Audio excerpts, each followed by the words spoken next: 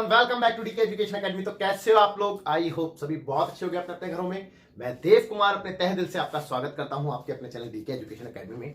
तो बच्चों, आज हम करेंगे solution of exercise 13.2 chapter 13 surface areas and volumes, class 10th mathematics. So far हमने इसका फर्स्ट पार्ट अपलोड कर दिया है जिसमें हमने क्वेश्चन नंबर 1 to 4 सॉल्व किए थे, और आज हम करने वाले हैं क्वेश्चन नंबर 5 to 8। तो स्टार्ट करते हैं टाइम वेस्ट ना करते हुए अपने very first question, that is question number 5, जो कि पेज नंबर 248 एनसीईआरटी है। तो आप लोगों से गुजारिश है फटाफट से रेडी हो जाइए एनसीईआरटी बुक, नोटबुक और पेन लेके, ठीक है ना। चलिए मैं क्वेश्चन रीड कर रहा हूं, आप लोग ध्यान से सुनेंगे और देखते हैं क्या है। तो बच्चों, क्वेश्चन में लिखा है, कहता है कि a vessel is in the form of an inverted corn. देखो, एक वेसल है यानी कि बर्तन है जो कि किस शेप का है बेटा? एक इन्वर्टेड कोन का है। तो कोन बेसिकली ऐसा होता है, लेकिन इन्वर्टेड कोन मतलब ऐसा, है ना। ठीक है, देखिए मैं बना देता हूं फिगर इसकी। तो इन्वर्टेड कोन कुछ ऐसा सा बनता है बेटा।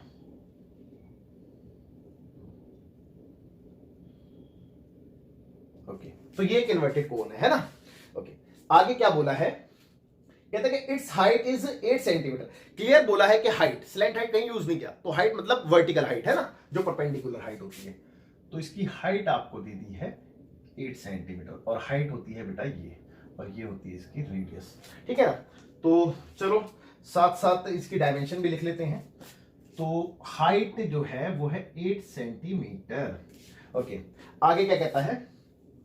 कहता है कि and the radius of its top, और जो टॉप है उसकी रेडियस के बारे में बोल रहा है कि which is open is 5 centimetre, और जो टॉप है वो ओपन है और उसकी रेडियस है 5 सेंटीमीटर, ठीक है ना।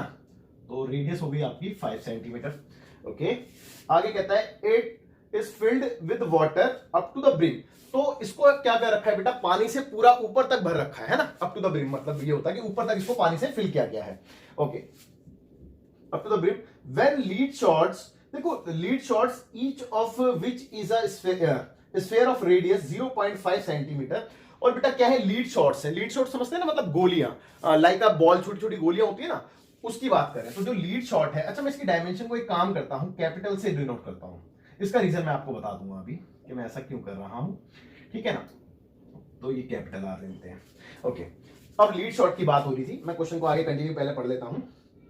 और लीड शॉट की रेडियस बोली थी बेटा कि 0.5 centimetre are dropped into the vessel, यानी कि जो लीड शॉट्स हैं वो इनको इसके अंदर डाला जाता है, यानी कि समवेयर यहां पे डाले गई हैं लीड शॉट्स, है ना। समझ रहे ना बात को आप? तो इस तरीके से लीड शॉट्स डाले गए हैं, ठीक है ना। और सारे इक्वल हैं, आपको भले ही फिगर में छोटे बड़े दिख रहे हो, बट ये सारे के सारे इक्वल है ना। इस तरीके से इसके अंदर डाले जाते हैं। ओके, आगे लिखा है बेटा, हाँ, ड्रॉप्ड इनटू द वेसल। आगे कहता है 1/4 of the water flowed out. तो जब ये लीड शॉट इसमें डाले जाते हैं तो इसमें से जितना भी इसमें पानी है उसका 1/4 यानी कि 1/4 पानी क्या कहते हैं, बाहर निकल जाता है। ऑब्वियस सी बात है बेटा, देखो अगर ये ऊपर तक पानी से भरा है और मैं इसमें कुछ भी ड्रॉप करता हूं, कुछ भी डालता हूं, इनफैक्ट मैं अपना हाथ भी डालूंगा तो पानी नीचे गिरेगा, क्योंकि मेरे हाथ की जगह जो वॉल्यूम होगा मेरे हाथ का वो अपनी जगह घेरेगा, और उतनी चीज वो बाहर फेंक देगा, फिर जाहिर सी बात है ना। तो इतना तो अंडरस्टूड है। ओके, तो आगे लिखा है बेटा 1/4 of the water flows out, find the number of lead shots dropped in the vessel. तो आपने नंबर ऑफ लीड शॉट्स बताने हैं, है ना। तो लेट कर ले बेटा, चलो लेट वहां पे कर लूंगा, यहां पे मैं लिख देता हूं number of lead shots equal to question mark, है ना। नंबर ऑफ लीड शॉट्स बताने हैं आपने जो आपने इसमें ड्रॉप किए, है ना।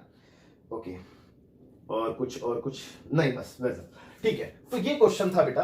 अब देखिए, आपको जैसे कि मैंने बताया था, ये जो आपके लीड शॉट्स हैं ये मैंने यहां पे बना दिया।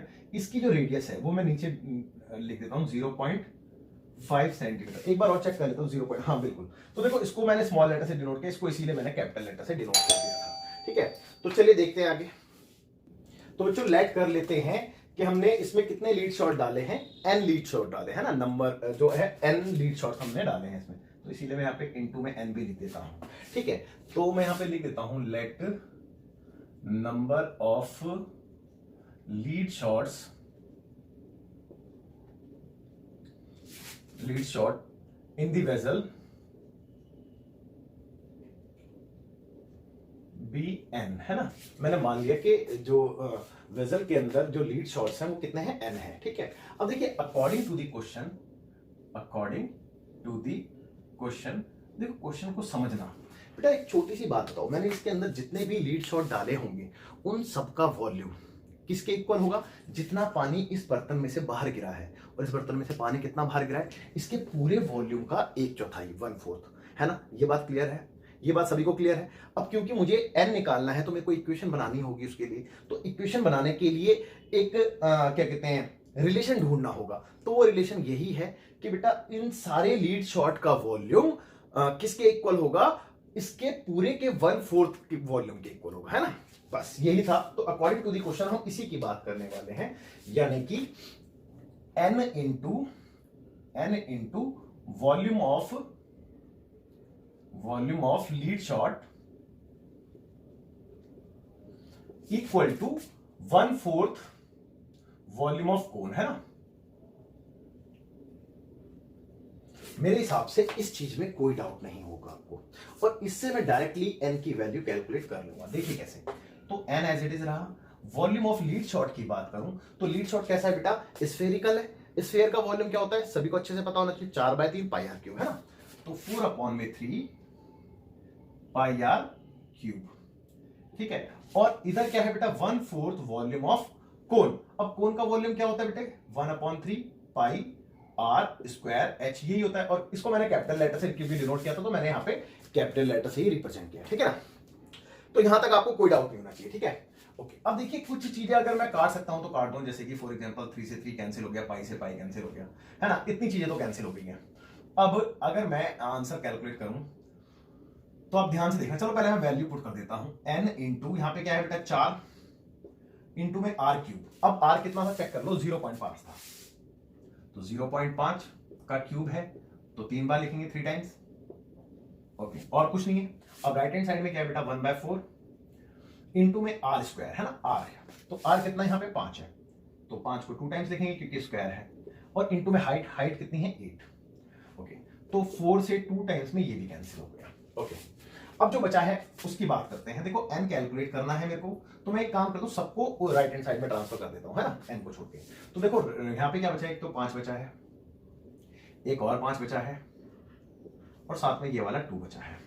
और ये सारी चीजें क्या है बेटा, मल्टीप्लाई में थी n के, तो इधर आके डिवाइड में आ जाएंगी। इतना सबको आता है ना, 10th क्लास में पढ़ रहे बेटा, इतना आना भी चाहिए। तो ये 4 अपॉन में आ गया 0.5, 3 टाइम्स आएगा 0.5 और 0.5। मेरे ख्याल से यहां तक आपको कोई डाउट नहीं होगा। एक काम करते हैं, देखो पॉइंट हटा देते हैं, और कितने जीरो आएंगे बेटा, 3 जीरो आएंगे, जाहिर सी बात है ना, कोई डाउट नहीं है इसमें भी। अब चलो इस स्टेप में मैं कुछ नहीं करा, घिचपिच हो जाएगी ज्यादा, मैं अगले स्टेप में कर देता हूं। बचा क्या है 5, दूसरा भी 5, 2 और 1000, दैट्स इट।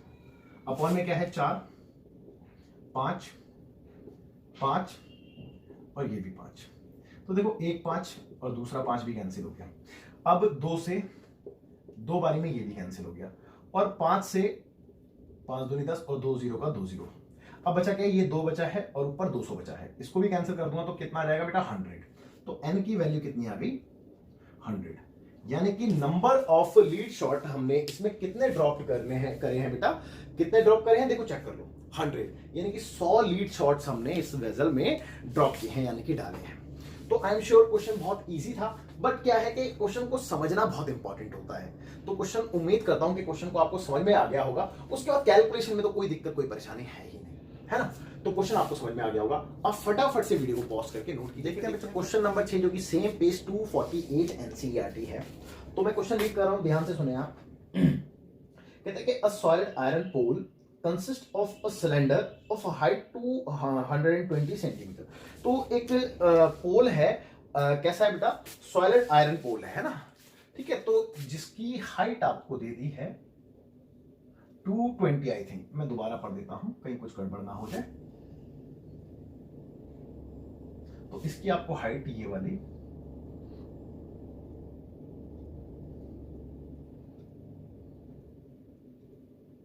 ओके, तो कितनी है बेटा 220, हाँ 220 सेंटीमीटर। ओके, आगे कहता है बेटा एंड रेडियस 60 सेंटीमीटर और जिसकी रेडियस है वो 60 सेंटीमीटर की है, वो यहां पे लिख देते हैं 60 centimetre. Okay, that's it.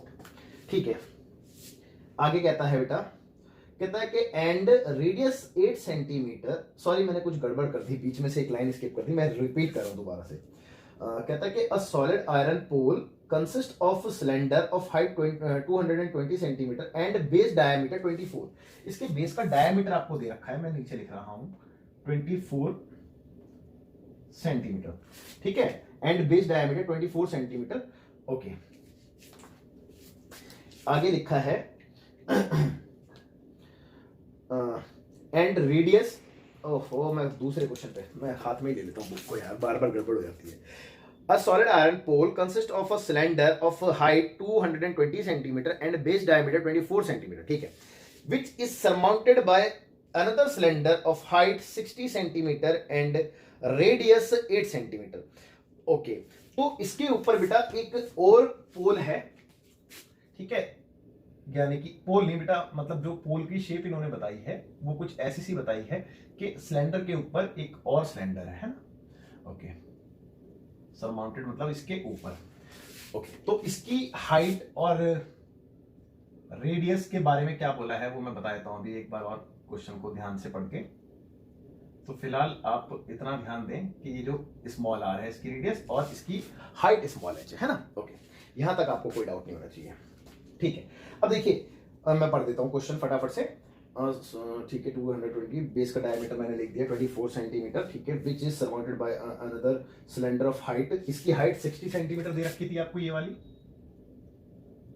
Okay, और 60 सेंटीमीटर के बाद एंड रेडियस इसकी 8 सेंटीमीटर थी, तो जो स्मॉल आर है वो 8 सेंटीमीटर है। ओके, बस अभी ये सारी डिटेल मैं एक बार नीचे कॉपी कर लेता हूं, है ना, जिससे कोई गड़बड़ ना हो। तो देखिए आपको देख के क्या रखा था, ये मैं यहां से रफ कर रहा हूं क्योंकि गलती से मैंने लिख दिया था बेटा, है यहां पे ये नहीं है, ठीक है, यानी कि ये जो कैपिटल आर है ये जितनी भी है वो मैं नीचे लिखूंगा। देखो कैपिटल आर कितनी आएगी, ऑब्वियसली बात है इसका हाफ आएगी, भाई डायमीटर का आधे तो होता है, ठीक है, और स्मॉल आर आपको दे दी है 8, मैं यहां पे लिख रहा हूं, और स्मॉल एच भी आपको दे रखी है 60, और कैपिटल एच आपको दे रखी है 220 सेंटीमीटर। दैट्स इट, सारी डिटेल हो चुकी है ना। ओके, अब क्वेश्चन को मैं आगे कंटिन्यू कर रहा हूं। तो क्वेश्चन में लिखा था find the mass of the pole, यानी कि आपने पोल का मास निकालना है, ठीक है ना। तो आपने कैलकुलेट क्या करना है बेटा, मास ऑफ द पोल, है ना। तो टू फाइंड यानी कि मास ऑफ द पोल, ये आपने कैलकुलेट करना है, क्वेश्चन मार्क, है ना। ओके, आगे बोला है आपसे given that 1 centimetre cube of iron has approximately 8 grams mass, यानी कि 1 सेंटीमीटर क्यूब आयरन में कितने ग्राम्स होता है बेटा, 8 ग्राम्स मास होता है ना, ठीक है। ये आपको रेट दे दी है इसकी, तो रेट कितनी है बेटा, रेट है आपकी 1 सेंटीमीटर क्यूब, ठीक है, 1 सेंटीमीटर, एक बार और देख लेता हूं, 1 centimetre cube of iron equal to कितना है बेटा, 8 ग्राम, है ना, 8 ग्राम मास था, है ना, 1 सेंटीमीटर क्यूब, हाँ 8 ग्राम मास है ना, ठीक है, 8 ग्राम मास, ठीक है, यानी कि 1 सेंटीमीटर क्यूब आयरन में कितना मास आता है बेटा, 8 ग्राम मास आता है। तो आपने इसका टोटल मास बताना है पोल का, ठीक है ना। ओके, तो क्वेश्चन तो मतलब बिल्कुल ही क्लियर है और इजी है। देखो आप ध्यान से देखो तो बेटा हम कैसे निकालेंगे, भाई मास का मतलब क्या है कि इसके वेट से रिलेटेड बात हो रही है, तो वेट कैसे कैलकुलेट करेंगे बेटा, ऑब्वियस सी बात है जितना इसका वॉल्यूम होगा, भाई वॉल्यूम होगा उतना ही तो आयरन यूज हुआ होगा ना इसमें, ठीक है। तो इसका वॉल्यूम हम कैलकुलेट कर दें पोल का और उसको इसकी रेट से मल्टीप्लाई कर दें तो मास ऑफ द पोल आ जाएगा, इसमें कोई डाउट नहीं है ना। तो बस बिल्कुल हमने यही करना है और फटाफट से इसको सॉल्व करते हैं, है ना। देखिए तो मैं सबसे पहले वॉल्यूम ऑफ पोल निकाल रहा हूं, तो वॉल्यूम ऑफ पोल, तो बेटा इसका वॉल्यूम प्लस इसका वॉल्यूम होगा, है ना। तो वॉल्यूम ऑफ सिलेंडर क्या होता है, पाई आर स्क्वायर एच। देखो इसकी डायमेंशन को मैंने कैपिटल लेटर से लिखा है और इसकी कोई स्मॉल लेटर से, तो पाई आर स्क्वायर एच, है ना, इसमें कोई डाउट नहीं होगा। इसमें से अगर कुछ कॉमन लेना चाहो तो पाई कॉमन ले सकते हो, और पाई के लिए कुछ बोला है, एक बार ये भी देख लो। बिल्कुल बोला है 3.14 लेने के लिए, तो पाई कॉमन है और उसकी वैल्यू मैंने डाल दी 3.14। अंदर क्या बच गया, आर स्क्वायर एच। तो आर स्क्वायर कितना बेटा, 12 × 12, और इंटू एच कितना है चेक करेंगे, 220। ओके, प्लस स्मॉल आर कितना है, 8 इंटू 8, और स्मॉल एच कितना है, 60। ओके, तो यहां तक आपको कोई डाउट नहीं होगा। अब देखो फर्दर अगर यहां से भी आपको लगता है ना कि कुछ कॉमन ले सकते हो आप, तो कॉमन ले लेना चाहिए। उससे बेनिफिट क्या होता है कि आपकी कैलकुलेशन थोड़ी इजी हो जाती है, नहीं तो आपको फिर सबको मल्टीप्लाई करना पड़ेगा। तो अगर कुछ कॉमन आ रहा है इसमें से भी, तो आप उसको कॉमन ले लीजिए। जैसे कि 8 के टेबल में और 8 और 12 में मतलब कॉमन क्या होता है, 4 कॉमन होता है दोनों में, तो एक 4 में कॉमन ले सकता हूं यहां से। सिमिलरली एक 4 में यहां से भी कॉमन ले सकता हूं, और एक में 10 भी कॉमन ले सकता हूं इन दोनों में से, है ना। तो इतनी चीजें और फर्दर कॉमन ले सकता हूं मैं। वैसे और भी आ सकती हैं, लेकिन इतने ही ले लेते हैं, काफी रहेगा। तो जब यहां से 4 गया तो 4 × 12, सेम 4 × 12, और यहां से तो 10 गया था तो ये 22 बचेगा, ठीक है। और 4 दूनी 8, 4 दूनी 8, और यहां से 10 गया था तो 6 बचेगा। तो देखो अब आपकी जो मल्टीप्लिकेशन है वो थोड़ी सी छोटी नजर आ रही है, वो इजी हो गई है ना पहले के कंपैरिजन में।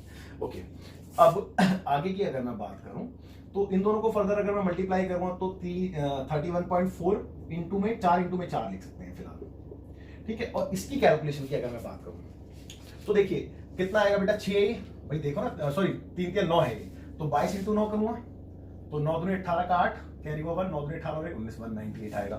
तो 198 में इन तीनों को प्लस कर दूंगा तो 6 दूनी 12 दूनी 24, 24 को प्लस कर दूंगा भाई 198 में, तो 8 4 12 का 2 कैरी हुआ 1, और 9 2 11 और 1 12 का 2 कैरी हुआ 1, और 1 और 1 2, ये 220 आ गया टोटली। भाई टोटली 220 आ गया, इसमें कोई डाउट नहीं है, 220। ओके, तो इतने सेंटीमीटर क्यूब ये वॉल्यूम आपका आ चुका है। और मेरे को नहीं लगता कि मेरे को है ना इसको फर्दर कैलकुलेट करने की जरूरत है। मैं फिलहाल इसको कैलकुलेट नहीं कर रहा हूं, क्योंकि मेरे को ये चीज नहीं मांगी गई है मेरे से, तो बेटा इसका मास मांगा गया है, तो मैं सीधा मास के ऊपर काम करूंगा। शायद हो सकता है क्या पता मेरी कैलकुलेशन थोड़ी सी कहीं पे बच जाए, इसीलिए, है ना। नहीं तो एंड में अगर मेरे को मल्टीप्लाई करना होगा तो फिर मैं करूंगा ही करूंगा, है ना। तो नाउ मास ऑफ द पोल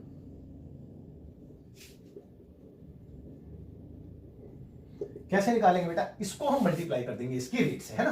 तो देखो रेट कितनी है, 8 इंटू में 31.4 इंटू में 4 इंटू में 4 इंटू में 220। लेकिन ये किस में आएगा बेटा, ये आंसर आएगा ग्राम्स में, है ना, ग्राम्स में आएगा। रीजन क्या है, क्योंकि आपको जो रेट दिया है वो ग्राम्स में दिया है। ओके, लेकिन अब होता क्या है जनरली कि 1000 ग्राम अगर क्रॉस कर जाता है तो उसको किलो में कन्वर्ट कर दिया जाता है। तो डेफिनेटली इसको देख के लग रहा है कि अगर मैं सबको मल्टीप्लाई करूंगा तो 1000 क्रॉस कर ही जाएगा, तो मैं इसको किलोग्राम में कन्वर्ट करूंगा। और किलोग्राम में कन्वर्ट करने के लिए इसको 1000 से डिवाइड कर दिया जाएगा, भी सिंपल सी बात है। तो देखिए कितना आता है, 8 31.4 इंटू 4 इंटू 4 इंटू 220 और डिवाइडेड बाय 1000। अब ये बन गया है बेटा किलोग्राम में, है ना, केजी में। ओके, तो इससे कुछ खास बेनिफिट तो नहीं मिला है मेरे को, ऐसा नहीं है कि कोई बहुत बड़ा बेनिफिट मिल गया हो। और आप ज्यादा से ज्यादा अगर आप इसको कैंसिल करना चाहोगे तो कोई खास फायदा होने वाला है नहीं वैसे तो। 25 से कर देंगे, 25 को फिर 5 से काटेंगे तो 5 5 25, नहीं रहने दो। आप एक काम करो बेटा, सबको मल्टीप्लाई करो और फायदा उसी में। देखो आप ज्यादा से ज्यादा ये पॉइंट हटा के ये 0 हटा सकते हो, खैर उससे कोई फर्क नहीं पड़ता, आप सबको कैलकुलेट कर लो, है ना, ज्यादा फायदा उसी में है। तो देखो मैं खुद करके दिखा देता हूँ आपको। 4 चौक 16, 16 इंटू 8 कर देते हैं पहले, है ना, 16 इंटू 8, 8 6 48 का 8 कैरी हुआ 4, 8 का 8 4 12, 128। ये 128 आ गया किस किसका बेटा, इसका इसका इसका। अब ये दोनों बचे हैं, इन दोनों को मैं अगर मल्टीप्लाई करूंगा तो 314 को 22 से करना पड़ेगा, है ना। तो 314 को 22 से करूंगा और फिर फाइनली इसको जो भी रिजल्ट आएगा उसका इसके साथ मल्टीप्लाई होगा। 4 दूनी 8, 2 एकम 2, 3 दूनी 6 और फिर से 6 2 8 और 8 8 2 10 का 0 कैरी हुआ 1, 6 2 8 और 1 9, 6 का 6। तो इन दोनों को मल्टीप्लाई कर देंगे फाइनली 128। थोड़ा सा लंबा तो है भी, थोड़ा हाँ क्या कर सकते हैं उसमें, लंबा है तो है, उसका थोड़ा सकते हैं। 8 8 64, ठीक है, 8 9 72, 72 का 2 कैरी हुआ 7 और 8 6 48, 48 49 50 55। ओके 2 से करेंगे तो 8 दूनी 16, 9 दूनी 18 का 8, कैरी हुआ 1, और 6 दूनी 12 और 1 13।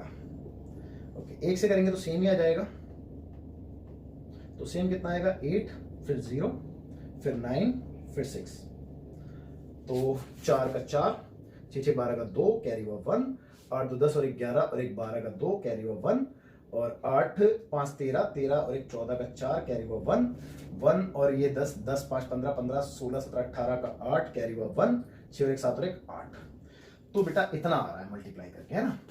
तो देखो मैं लिख देता हूं 884224 अपॉन में 1000, इतने किलोग्राम। अब ये 3 जीरो हटेंगे तो बेटा 3 के पहले पॉइंट आ जाएगा, यानी कि 884.224 किलोग्राम आ रहा है। मैं एक बार इसका आंसर जरूर चेक करना चाहूंगा, ठीक है ना। एक बार मैं आंसर चेक कर लेता हूं फटाफट से। क्वेश्चन नंबर ये छठा था 13.12 का, जस्ट मिनट 13.2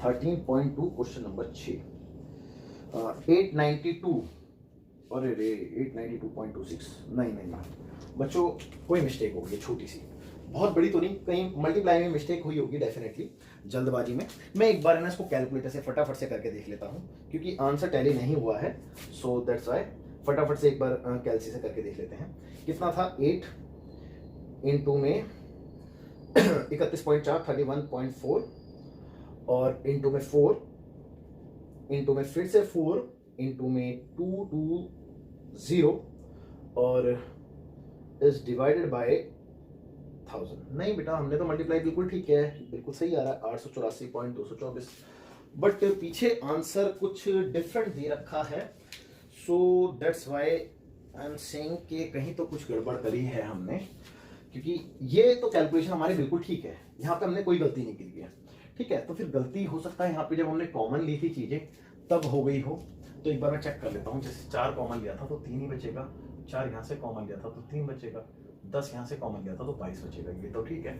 और 4 जब यहाँ से कॉमन आएगा तो 2, 4 जब यहाँ से कॉमन आएगा तो 2, और ये 6 बचेगा, ये भी ठीक है।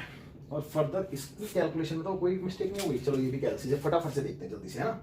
तो 22 इंटू 3 3 9, तो ये आया था 198, जो कि हमने शायद लिखा भी था कहीं पे 198 ये आया था, और इसका 6 दूनी 12 12 दूनी 24, 24 में 198 प्लस करना है, 198 प्लस 24।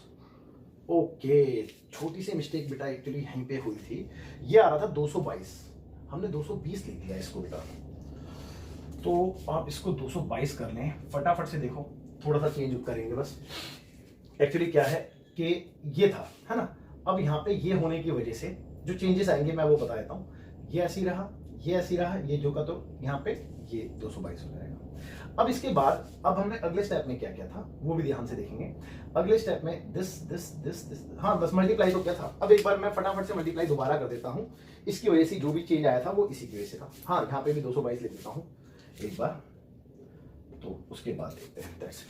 तो देखो फटाफट से 222 इंटू 4 चौक 16 इंटू 16 इंटू 31.4 31.4 और इंटू 8। हाँ अभी आंसर बिल्कुल ठीक आ रहा है, और डिवाइडेड बाय 1000, तो 892। और मैं लिख देता हूँ पहले इसको काट के ना, 892 जितना भी आ रहा है व्हाटएवर, इसको रफ करो कैलकुलेशन को। एक्चुअली वो एक 2 की वजह से देखो कितना टाइम वेस्ट हो गया ना हमारा, ओनली एक 2 की वजह से।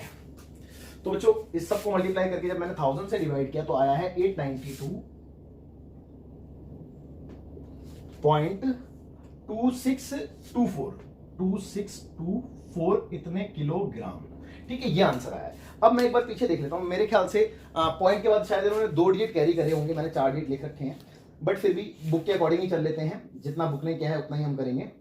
तो बुक ने आंसर छोड़ा 892.26, तो 0.26 पे आंसर छोड़ा है, तो हम ये पॉइंट के बाद के 2 डिजिट कैरी नहीं कर रहे हैं, ठीक है बेटा। तो इतना ही हम भी आंसर छोड़ देते हैं, और इतने किलोग्राम इस पिलर यानी कि पोल का मास है। तो बेटा उम्मीद करता हूं कि आपको समझ में आ गया होगा। आप फटाफट से इसको नोट कीजिए, वैसे ही इसमें बहुत टाइम वेस्ट हो गया बेवजह एक छोटी सी मिस्टेक की वजह से यार। इसीलिए बार बार कहता हूं कि देखो ओवर कॉन्फिडेंट मत हो, और जब भी क्वेश्चन को करो तो धैर्य रख के करो। क्योंकि देखो सबसे ज्यादा गलतियां ही टीचर से होती हैं, ये भी ध्यान रखना। रीजन क्या है कि बेटा टीचर थोड़े से ज्यादा ओवर कॉन्फिडेंट रहते हैं। क्यों? क्योंकि उन्होंने ये चीजें बहुत बार करी हैं, तो उनको लगता है कि उनको आती हैं। बट ठीक है, मिस्टेक, इंसान तो गलतियों का पुतला है, कोई नहीं, चलता है। तो आप फटाफट से देखते हैं क्वेश्चन नंबर 7, जो कि सेम पेज 248 एनसीईआरटी है। बट बिफोर दैट मैं आपको एक छोटी सी बात और बताऊंगा। देखो अभी आपने देखा लास्ट क्वेश्चन में से छोटी सी मिस्टेक हो गई थी, उसको कैलकुलेशन एरर कहते हैं बेसिकली। तो मैंने अपने करियर में ऐसा बहुत बार ऑब्जर्व किया है कि मेरे बहुत से स्टूडेंट्स फुल मार्क्स लाने से चूक जाते हैं बिकॉज ऑफ ये जो कैलकुलेशन एरर होता है, ये बच्चों को लेट होता है। और ये बेसिकली होता ओवर कॉन्फिडेंस की वजह से ही है। क्यों? क्योंकि बच्चे को लगता है कि सर मेरे को सब आता है, तो वो प्रैक्टिस पे ध्यान नहीं देता। तो बेटा जितनी ज़्यादा प्रैक्टिस करोगे उतना ज़्यादा आप में निखार आएगा, मैं बार बार कह रहा हूँ। तो प्लीज़ जो मिस्टेक मैंने की, मेरे पास सुधारने के लिए टाइम है, लेकिन आप एग्जाम में सुधारने नहीं बैठ पाओगे, उसमें टाइम नहीं होगा। So that's why I am saying कि आप ध्यान दो, ठीक है, थोड़ा से आंख नाक कान सब कुछ खोल के, सारे पुर्जे खोल के, ठीक है, प्रैक्टिस पे ध्यान दो। कुल मिला के बात ये है। तो देखते हैं बच्चों क्वेश्चन नंबर 7, टाइम वेस्ट हो रहा है बेटा, बहुत लेक्चर हो गया। तो क्वेश्चन नंबर 7 में लिखा है, कहता है कि अ सॉलिड, भाई एक सॉलिड है, consist of a right circular cone of height 120 centimetre. तो जो एक सॉलिड है वो किस शेप का है बेटा? वो एक कोन की शेप का है, ठीक है, मैं बना देता हूं फटाफट से। तो कुछ इस तरीके का है और इसकी हाइट आपको दे दी है 120। तो फिलहाल मैं इसकी हाइट को यहाँ पे साइड में लिख देता हूं अपने नॉलेज के लिए, बाद में मैं इसको फेयर कर दूंगा, है ना। ओके, तो क्वेश्चन की डिटेल लिखनी जरूरी है मेरे को। कहता है कि एंड रेडियस 60 सेंटीमीटर, और इसकी रेडियस भी आपको दे दी है 60 सेंटीमीटर। ओके, आगे बढ़ते हैं। कहते हैं कि standing on a hemisphere of radius 60 centimetre, और ये किस पे स्टैंड है बेटा? एक हेमिस्फीयर पे स्टैंड है जिसकी रेडियस भी 60 ही है, तो इसकी रेडियस में कोई चेंज नहीं है। ओके, कहता है कि is placed upright in the right circular cylinder full of water such that it touches the bottom. और कहता है कि बेटा इसको हमने एक राइट सर्कुलर सिलेंडर के अंदर डाला जाता है, और उसके लिए ये बात बोली गई। पहले चलो मैं आगे भी पढ़ लेता हूं, हो सकता है कि कुछ डिटेल और मिल जाए। इसको डाला जाता है बॉटम, जिस इसका बॉटम उसके बॉटम को टच कर जाता है, ठीक है। कहता है find the volume of water left in the cylinder. तो आपने ये बताना कि सिलेंडर के अंदर कितना पानी बच जाता है। बताऊंगा, समझाऊंगा अभी क्वेश्चन। कहते हैं कि if the radius of the cylinder is 60। देखो इसके लिए बस मैं अपने क्वेश्चन को पढ़ा था कि ये जानकारी मेरे को चाहिए। सिलेंडर की रेडियस भी इसने सेम दी है 60 सेंटीमीटर, और इसकी हाइट 180 है, ठीक है, कोई बात नहीं। अब देखो हाइट 180 होने का मतलब क्या है कि देखो आप खुद चेक कर लो, दोनों को मिला के 180 तो आ रहा है ना भाई, 6 और 2 8 ही तो होता है। तो कुल मिला के एक बात समझ में आ गई मेरे को कि जो आपने सिलेंडर बनाना है ना, वो इसी की हाइट, इस सॉलिड की हाइट और इसी की रेडियस के लिए बनाना है ना। इससे बात समझ में आती है कुछ इस तरीके से, यानी कि इसके बॉटम को टच कर गया है और ये इसके टॉप को भी टच करेगा, कुछ इस तरीके से, है ना। ओके, तो अब बात ये है कि पहले मैं इसकी डायमेंशन लिख लेता हूं, है ना। तो देखो बेटा इसकी डायमेंशन की अगर मैं जिक्र करूं तो ये इसकी हो गई क्या? हाइट, और ये इसकी हो गई रेडियस। ओके, और ये हो गई सिलेंडर की रेडियस, और ये हो गई हेमिस्फीयर की रेडियस। तो रेडियस तो सभी की सेम बोली है, और हाइट, इसकी जो हाइट है सिलेंडर की, बेसिकली सिलेंडर की, इसकी हाइट मैं कैपिटल एच से यानी कि 180 है, इससे डिनोट कर देता हूं, और इसकी स्मॉल से। अब मैं डिटेल लिख रहा हूं सारी, है ना। तो स्मॉल एच मेरे को कितनी दी थी बेटा? 120 सेंटीमीटर, और स्मॉल आर, आर तो सभी की सेम है जो कि है 60 सेंटीमीटर। कैपिटल एच मेरे को बोली है 180 सेंटीमीटर। Okay, that's it. तो इतनी डिटेल थी, और आपने बताना है कि भाई क्या बताना है? Find the volume of water left in the cylinder. तो आपने जो सिलेंडर में पानी बच जाएगा उसका वॉल्यूम बताना। देखो क्वेश्चन को समझो, क्वेश्चन को समझो। क्वेश्चन में ये लिखा है कि एक सॉलिड है जो कि कोन की शेप का है, जो कि हेमिस्फीयर के ऊपर है, और उसको आपने एक सिलेंडर में डाला जाता है, और इसका जो बॉटम को ये टच कर देता है, मतलब बिल्कुल अंदर तक चला जाता है। और ये बोला गया है कि इस सिलेंडर में पानी था, तो ऑब्वियस सी बात है जब ये आपने सॉलिड इसके अंदर डाला तो पानी बाहर आया होगा, है ना भाई। ये अपनी जगह घेरेगा ना, तो पानी बाहर आया होगा। तो अब इस सिलेंडर के अंदर पानी कितना बच गया, आप ये बताइए, ये क्वेश्चन है। तो बेटा कितना इजी है कि अगर मैं सिलेंडर के वॉल्यूम में से, ठीक है, इस सॉलिड का वॉल्यूम माइनस कर दूं तो बेटा पानी बचा हुए पानी का वॉल्यूम आ जाएगा, है ना। तो वही आपने बताना, बस यही कैलकुलेशन थी और इसमें कोई दिक्कत भी नहीं है। तो देखिए हमने निकालना क्या बेटा? तो volume of left water in the cylinder, है ना, इन दी सिलेंडर। तो वो कैसे निकलेगा बेटा? ऑब्वियस सी बात है, आप वॉल्यूम ऑफ सिलेंडर में से वॉल्यूम ऑफ सॉलिड माइनस करोगे, है ना। तो वॉल्यूम ऑफ सिलेंडर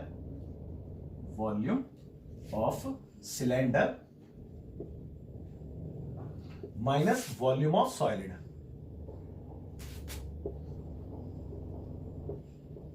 ठीक है, ठीक है। अब देखिए कैलकुलेशन, तो वॉल्यूम ऑफ सिलेंडर की बात करें तो वो तो होता है पाई आर स्क्वायर एच। अच्छा, आर तो सबकी सेम है तो मैं स्मॉल लेटर आर से ही डिनोट कर देता हूं, और एच मैंने इसको अलग से रिप्रेजेंट किया है, आप देख सकते हैं। और माइनस करना है इसमें से वॉल्यूम ऑफ सॉलिड। अब सॉलिड में बेटा कोन प्लस हेमिस्फीयर होगा, चेक कर लो, है ना, कोन और प्लस हेमिस्फीयर। तो कोन क्या होता है बेटा? 1/3 पाई आर स्क्वायर एच, और क्योंकि स्मॉल लेटर से डायमेंशन डिनोट है तो मैंने इसीलिए फॉर्मूला उसी तरीके से। और प्लस में ये होगा, है ना, हेमिस्फीयर। तो हेमिस्फीयर का क्या होता है बेटा? 2/3 पाई आर क्यूब, ये तो होता है। तो मेरे हिसाब से इस चीज में कोई डाउट नहीं होगा, तो आपका डायरेक्ट आंसर यहां से आने वाला है, बस इस इक्वेशन को सॉल्व करके, है ना। तो देखिए अब ध्यान से, पाई ऐसी रहा, आर स्क्वायर ऐसी रहा, एच ऐसी रहा। फिलहाल मैं कुछ कॉमन लेने की कोशिश कर रहा हूं, दैट्स व्हाई। तो 1/3 यहां से कॉमन आ गया, पाई कॉमन आ गया, आर स्क्वायर भी कॉमन आ गया। तो विद इन ब्रैकेट क्या बच गया? ये गया, ये गया, ये गया, एच बचा खाली यहां से, है ना। और यहां से प्लस में आपका 2 बचा है, चेक कर लो, पाई गया, आर स्क्वायर गया, तो एक आर बचा है, दैट्स इट, इतना बचा है। अब आप चाहो तो वैल्यू पुट करो, उसके बाद आगे की बात करें। तो पाई के लिए अब मैं एक बार देख लेता हूं, कुछ बोला तो नहीं है ना जी ना, कुछ नहीं बोला। तो 22/7 ले लो, तो 22/7 इंटू आर, आर तो सबके सेम है 60, और क्योंकि स्क्वायर है तो 2 टाइम्स, और एच कितना है? 180 माइनस 1/3 पाई यानी कि 22/7, आर स्क्वायर यानी कि 60 इंटू 60, और within bracket h, small h 120 plus 2 into r 60, that's okay. अभी यहां से कुछ कट भी नहीं रहा और मैं काट भी नहीं रहा हूं, अभी रुकते हैं अभी देखेंगे, जरूरत पड़ेगी तो 22/7 into 60 into 60 into 180 minus 1/3 into 22/7 into 60 into 60, और इंटू में कितना आ गया? देखो 6 दूनी 12, 120 और 120 कितने होते हैं? 240, है ना, ये आ गया। अब आपके सामने ये है, आपने इसको कैलकुलेट करना है। तो देखो फर्दर इसमें से भी बेटा आप चाहो तो कॉमन ले सकते हो, और चीजें कॉमन आ भी रही हैं। कॉमन लेने से मैंने बताया ना इजी हो जाती है। देखो एक तो 22/7 कॉमन आ रहा है ना, साथ ही 60 इंटू 60 दोनों में है, तो ये भी कॉमन है, 60 इंटू 60, और साथ ही इसमें और इसमें 10 भी कॉमन है, तो आप 10 को भी बाहर ही निकाल लो। तो विद इन ब्रैकेट क्या रह गया? देखो ये बाहर गया, ये बाहर गया, ये बाहर गया, यहां से 10 बाहर गया तो 18 बचा है खाली अंदर, माइनस ये 1/3 हमने नहीं खेड़ा है, ये ऐसे ही रह गया, ये बाहर गया, ये बाहर गया, ये बाहर गया, यहां से भी 10 बाहर गया, तो यहां से 24 बच रहा है, और 24 भी फर्दर 3 से कट जाता है, 3 8 24, है ना, 8 बार में। तो फाइनली 22/7 इंटू 60 इंटू 60 इंटू 10, और देखो 18 में से 8 गया तो 10 बचेगा ये। अच्छा अब आपको एक बात बताऊं, देखो यहाँ पे अगर मैं इसको इससे डिवाइड करता हूं तो बेटा आपको भी पता है कि कितना आता है, अप्रोक्सीमेटली 3.14 ही आता है, जो कि पाई की दूसरी वैल्यू होती है। तो मेरे को यहाँ पे लगता है कि अगर मैं 3.14 ले लूंगा तो ज्यादा बेटर रहेगा। भाई एक तो देखो 7 क्योंकि किसी से डिवाइड नहीं हो रहा है ना, पहली बात, तो मैं इसको 3.14 लिख देता हूं यहाँ पे। अब आप ये कह मत कहना कैसे आया, इसको इससे काट के लिख दो 3.14। इससे बेनिफिट क्या मिला? देखो एक तो ये दोनों जीरो हट गए इस पॉइंट से, अब क्या रह गया? This into this into this, बस इन तीनों को इंटू करो, आंसर पाओ। तो यहाँ पे भी देखो ज्यादा कुछ नहीं है, 314 दिख रहा है आपको एक, और 6 6 36 दिख रहा है, और उसके आगे 2 जीरो बाद में लगा देना है ना, तो इतने को मल्टीप्लाई करना बस। तो 6 चौक 24 का 4 कैरी हुआ 2, और 6 कम 6 6 2 8, 6 3 18, 4 3 12 का 2 कैरी हुआ 1, 3 कम 3 और 1 4, 3 3 9, तो 4 8 2 10 का 0 कैरी हुआ 1, 8 4 12 और 1 13 का 3 कैरी हुआ 1, 9 और 1 10 और 1 11। आई थिंक सो कि इतना आना चाहिए, और 2 जीरो इसके पीछे रहेंगी। तो पहले मैं एक बार आंसर को चेक करूंगा, उसके बाद ही किसी रिजल्ट पे पहुंचेंगे, है ना। तो देखते हैं एक बार आंसर कहां पे छोड़ा है, कहां पे नहीं उसके बाद। तो मेरे हिसाब से वैसे आंसर यहां पे नहीं छोड़ा होगा क्योंकि ये बहुत ज्यादा लंबा आ रहा है, तो इसको हो सकता है कि लीटर में कन्वर्ट किया हो, और वैसे भी पानी है तो लीटर में निकालना भी बनता है, बट फिर भी मैं एक बार पहले चेक कर लूं। 13.2 exercise question number 7, 1.131 metre cube. इसको लीटर में तो नहीं लेकिन मीटर में जरूर कन्वर्ट किया है, ठीक है, 1.131, और हमारा आंसर बिल्कुल ठीक है 1.131 है, हम इसको अप्रोक्सीमेटली लिख सकते हैं, है ना भाई, देख रहे हो ना, समझ में आई नहीं आई बात। तो इसको हमने मीटर में कन्वर्ट कर दिया है, और मीटर में अभी क्या था, ये सेंटीमीटर में था, ठीक है, सेंटीमीटर क्यूब, और करके इसको 1.131, भाई देखो ना 4 था, इसको बढ़ा के लिख दिया है ना, ठीक है, इतने मीटर क्यूब अप्रोक्स वर्ड का यूज कर लेते हैं हम यहाँ पे, ठीक है। तो आंसर बिल्कुल ठीक है, इसमें कोई कमी नहीं है, आप फटाफट से नोट कीजिए। फिर देखते हैं last question, that is question number 8, जो कि सेम पेज 248 एनसीईआरटी है, और ये आज की क्लास का इस एक्सरसाइज का लास्ट क्वेश्चन है। तो देखते हैं बच्चों क्या कहता है ये क्वेश्चन। कहता है कि अ स्फेरिकल ग्लास वेसल, एक बेटा स्फेरिकल ग्लास वेसल है, मतलब लाइक अ बॉल स्फेरिकल, है ना, कांच का जो जार सा होता है ना, vessel has a cylindrical neck, और उसकी नेक जो है यानी कि जो गर्दन है वो सिलेंड्रिकल है, आपने सुराई टाइप देखा होगा, है ना, उस टाइप का। अभी मैं आपको फिगर ड्रॉ करके दिखाता हूं, तो शायद आपको कुछ कंफर्टेबली समझ में आए।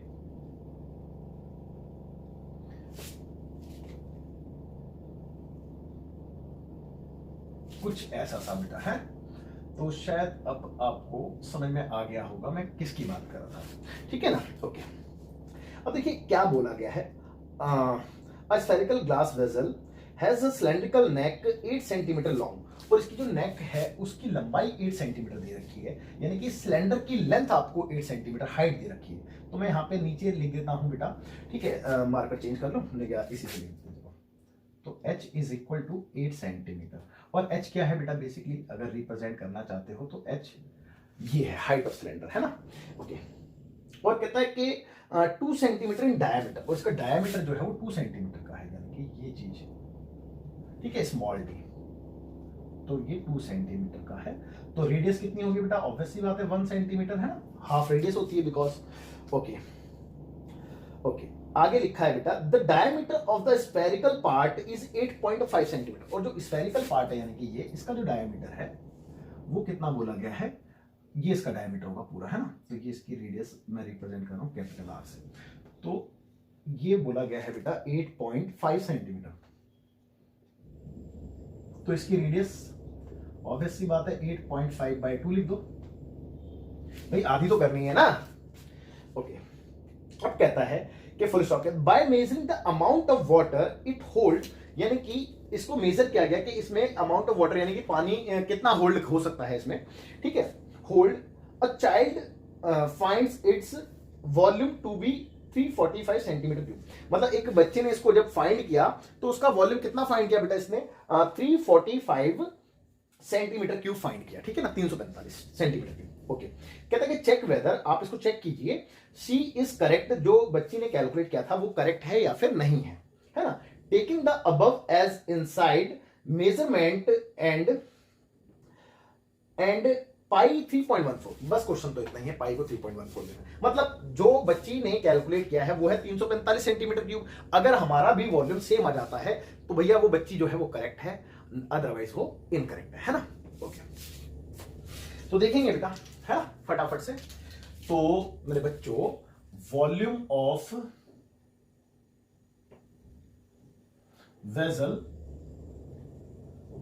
कितना होगा बेटा, वॉल्यूम ऑफ स्फीयर, है ना, प्लस में वॉल्यूम ऑफ सिलेंडर,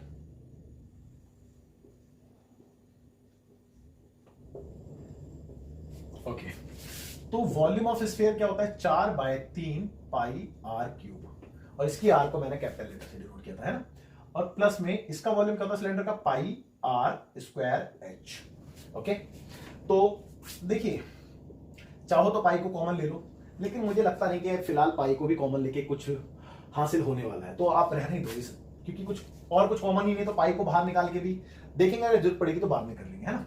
तो 4/3 इंटू पाई के लिए 3.14 बोला गया था, और R4 रेडियस इसकी इतनी है, दैट इज 8.5/2, है ना, और 3 टाइम्स लिखी जाएगी, 8.5/2, 8.5/2, और प्लस में पाई यानी कि 3.14 इंटू में यहाँ पे आर कितनी है, रेडियस यहाँ पे 1 है बेटा, तो 1 इंटू 1 और इंटू में हाइट इसकी कितनी थी 8। ओके, तो ये है। तो देखिए सारी बातें अपनी जगह ठीक है, बट कुछ कैलकुलेशन तो हमें करनी पड़ेगी। यहां से एक काम करते हैं, पॉइंट हटाते हैं, 0 लगाते हैं। अब इससे बेनिफिट क्या मिला, एक तो देखो 8 5 13, ये दोनों 5 से कैंसिल हो जाएंगे, एक तो ये बेनिफिट मिल गया है ना। तो चलो 5 से पहले कैंसिल कर देते हैं, 5 एकम 5 और बचे 3, 5 7 35, भाई 17 ही आएगा और 5 चौक 20। ओके, और फर्दर ये 4 से 4 भी कैंसिल हो गया। ओके, और फिलहाल कुछ कैंसिल हो रहा है, फिलहाल ऐसा तो कुछ है नहीं जो कैंसिल हो रहा हो, और ये 3 भी है। तो समस्या बहुत बड़ी है, बिना कैलकुलेटर के टाइम वेस्ट हो गई होगा।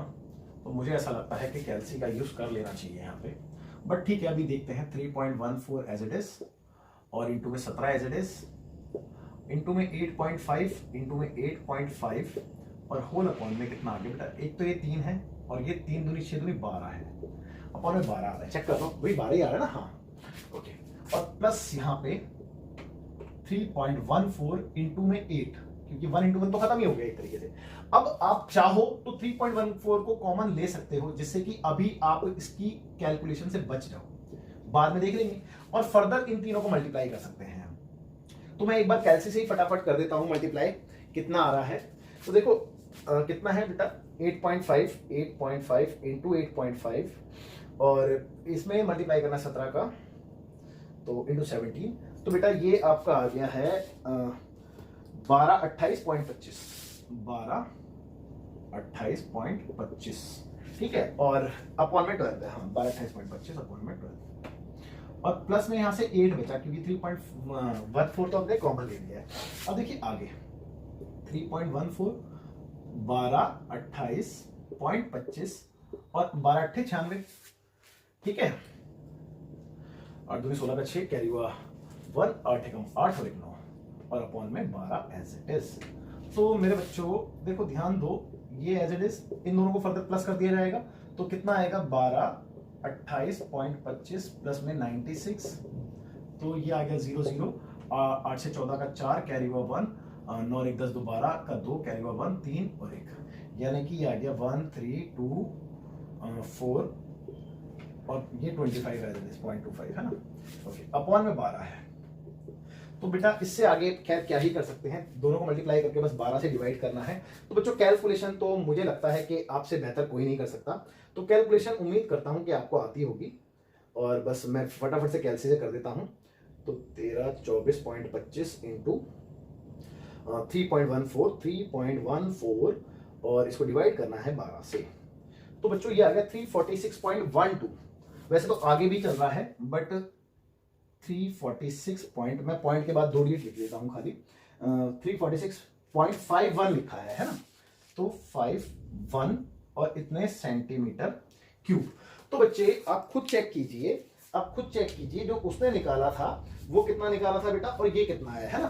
तो मैं इसको रफ कर देता हूं, उसने मेरे ख्याल से क्वेश्चन में 345 कैलकुलेट किया था उस बच्ची ने, तो इसका मतलब वो गलत है ना। हाँ 345 लिखा है, तो ये करेक्ट है ना। तो here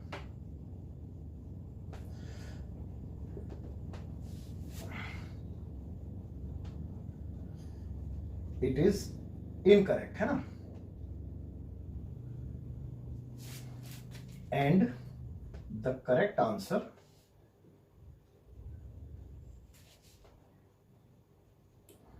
is 346.51 centimetre cube. Correct answer इतना है बेटा, है ना। तो वो जो बच्ची थी वो क्या थी बेटा, वो गलत थी, है ना। तो उम्मीद करता हूं बच्चों ये क्वेश्चन इतना टफ तो नहीं था, जो आपको ना समझ में आए तो क्वेश्चन तो समझ में आ गया होगा डेफिनेटली। और फटाफट से मैं साइड हो जाता हूं, वीडियो को पॉज करके आप नोट कर लीजिए, और इसी के साथ आपसे अलविदा कहने का समय आ गया है। तो बच्चों मिलते हैं आपसे अगली क्लास में, चलो ठीक है। अगली क्लास में हमने क्या करना है बेटा, इंट्रोडक्शन ऑफ एक्सरसाइज 13.3 है ना। तो चलिए ठीक है, बाय बाय, टेक केयर, जय हिंद, अपना ध्यान रखिए।